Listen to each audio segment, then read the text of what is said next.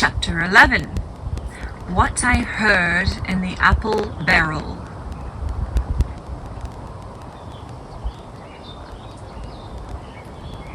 "No, not I," said Silver. "Flint was cap'n, I was quartermaster. Along of my timber leg, the same broadside I lost my leg, old Pew lost his deadlights. It was a master surgeon, him that amputated me, out of college and all Latin by the bucket and whatnot, but he was hanged like a dog, and sun-dried like the rest at Corso Castle. That was Robert's men, that was, and comed of changing names to their ship's Royal Fortune, and so on. Now, what a ship was christened, so let her stay. I says, so it was with the Cassandra, as brought us all safe home from Malabar after England took the Viceroy of the Indies. So it was with the old Walrus, Flint's old ship, as I've been amuck with the red blood and fit to sink with gold." "Ah!" cried another voice. "That was of the youngest hand on board, and evidently full of admiration. He was the flower of the flock, was Flint." "Davis was a man too, by all accounts," said Silver. "I never sailed along of him. First with England, then with Flint. That's me story. And now here on my own account, in a manner of speaking, I lay by 900 safe from England, and 2,000 after Flint. That ain't bad for a man before the mast, all safe in bank. 'Tain't earning now, it's saving does it, you may lay to that. What's all England's men now? I dunno. Where's Flint's? Why, most on board here, and glad to get the duff. Been begging before that, some of 'em.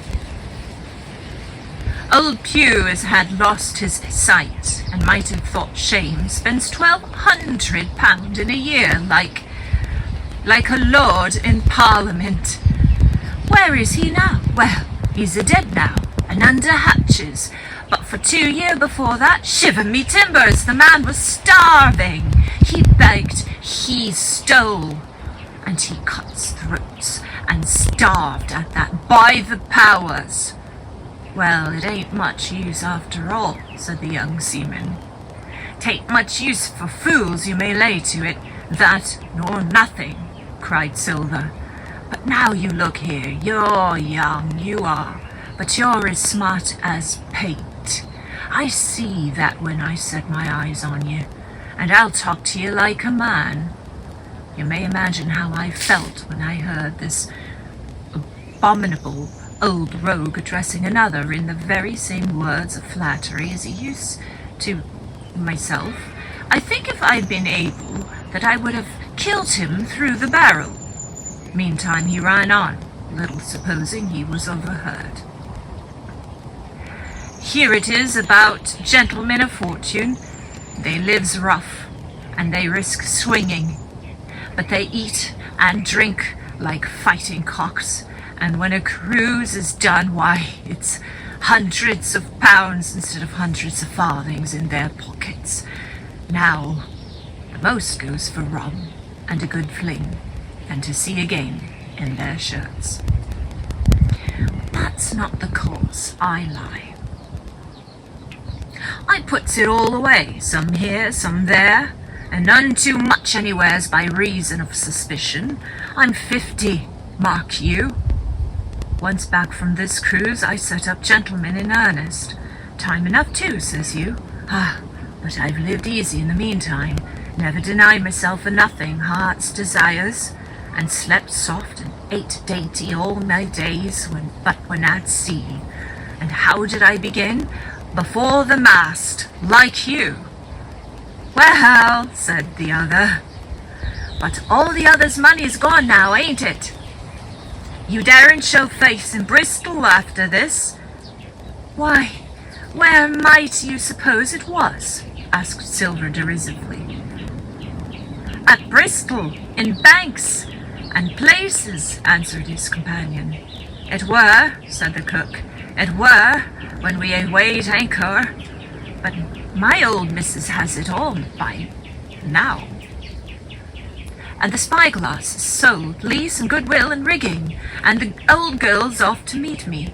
I would tell you where, for I trust you, but it make a jealousy among the mates." "And can you trust your missus?" asked the other. "Gentlemen of fortune," returned the cook, "usually trust little among themselves, and right they are, you may lay to it. But I have a way with me, I have. When a mate brings a slip on his cable, one as knows me, I mean, it won't be in the same world with old John.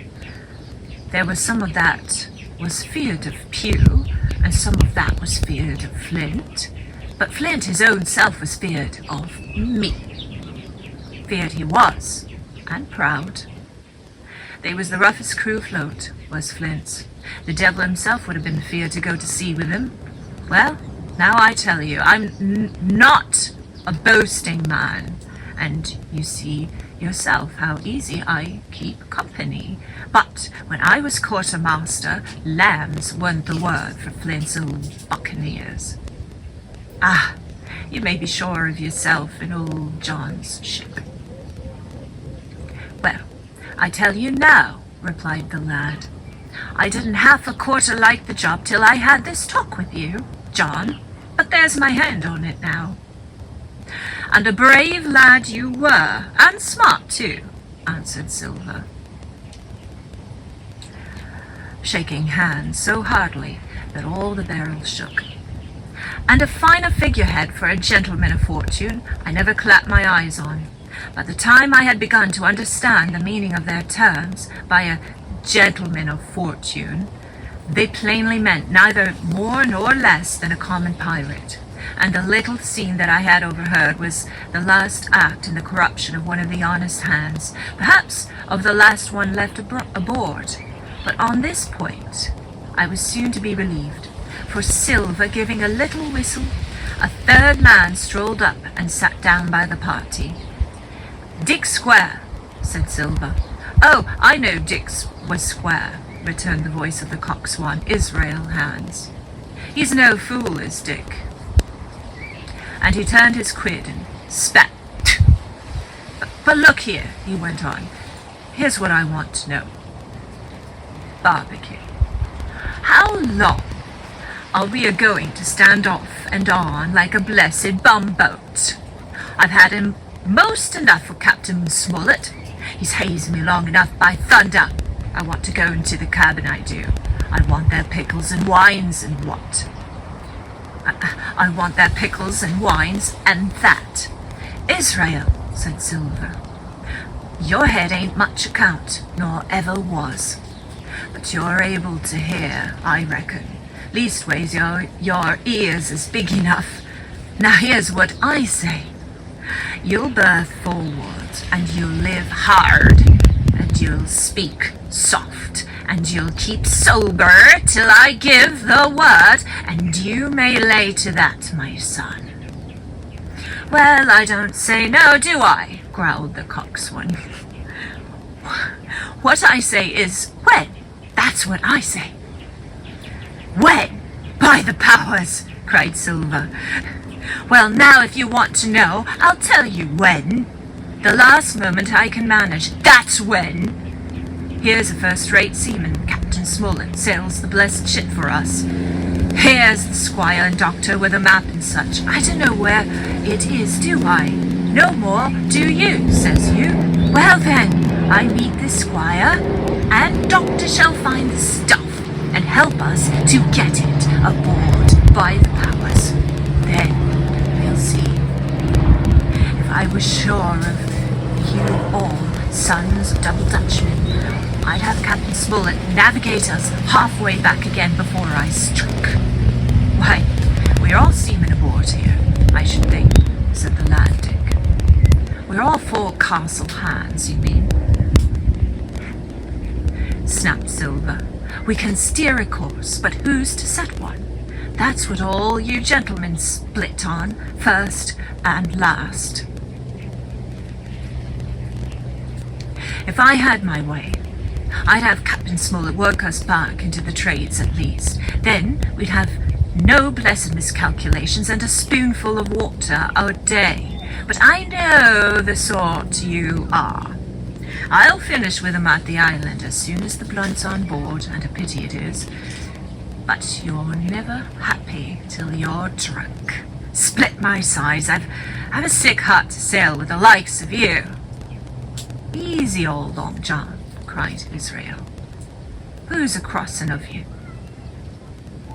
Why, how many tall ships, think you now, have I been laid aboard? And how many brisk lads trying in the sun at execution dock, cried Silver. And all for the same hurry and hurry and hurry. You hear me? I've seen a thing or two at sea. I have. If you would only lay your course and a pint to windward, you would ride in carriages, you would. But not you. I know you. You'll have your mouthful of rum tomorrow and go hang. Everybody knowed you was a kind of a chaplain, John, but there's others as could hand and steer as well as you, said Israel. They'd like a bit of fun, they did. They wasn't so high and dry, now ho, but took their fling like jolly companions, everyone. So, said Silver. Well, and where are they now? Pew was that sort, and he died a beggar man.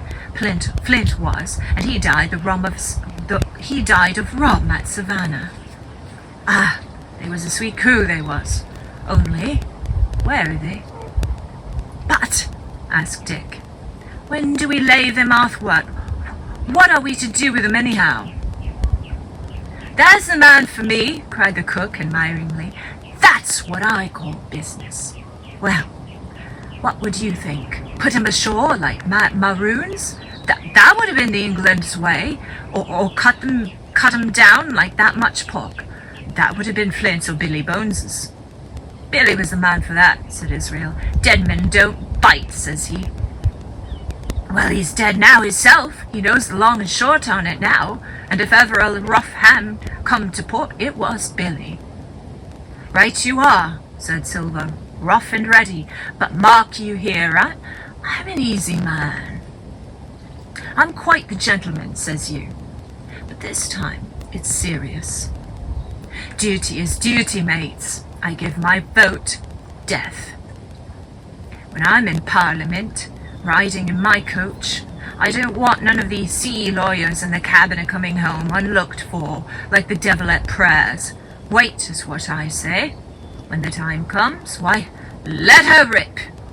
John, cries the coxswain, you're a man. You'll say so, Israel, when you see, said Silver. Only one thing I claim. I claim Trelawney. I'll wring the calf's head off his body with these hands. Dick, he asked, breaking off, you'll just jump up like a sweet lad and give me an apple to wet my pipe like. You may fancy the terror I was in. I should have leaped out and run for it if I had found the strength, but my limbs and heart alike miscraved me. I heard Dick begin to rise, and then someone seemingly stopped him, and the voice of Hans exclaimed, "Oh, stow that! Don't you get suckling of that bilge, John? Let's have a go of the rum." Dick, said Silver. I trust you. I've a gauge on the keg, mind. There's a key. You'll fill a pannikin and bring it up. Terrified as I was, I could not help thinking to myself that this must have been how Mr. Arrow got the strong waters that destroyed him. Dick was gone but a little while, and during his absence Israel spoke straight on in the cook's ear.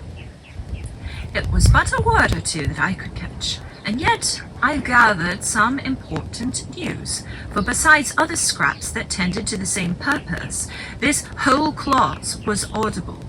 Not another man of them will jine. Hence there'll be still faithful men on aboard.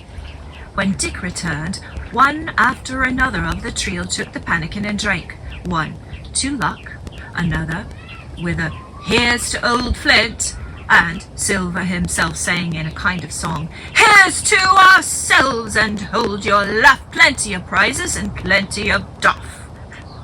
Just then a sort of brightness fell upon me in the barrel, and looking up I found the moon had risen, and was silvering with the mizzen top and shining white on the luff of the foresail, and almost at the same time the voice of the lookout shouted, "Land ho!" That's the end of chapter 11. Thanks for joining me.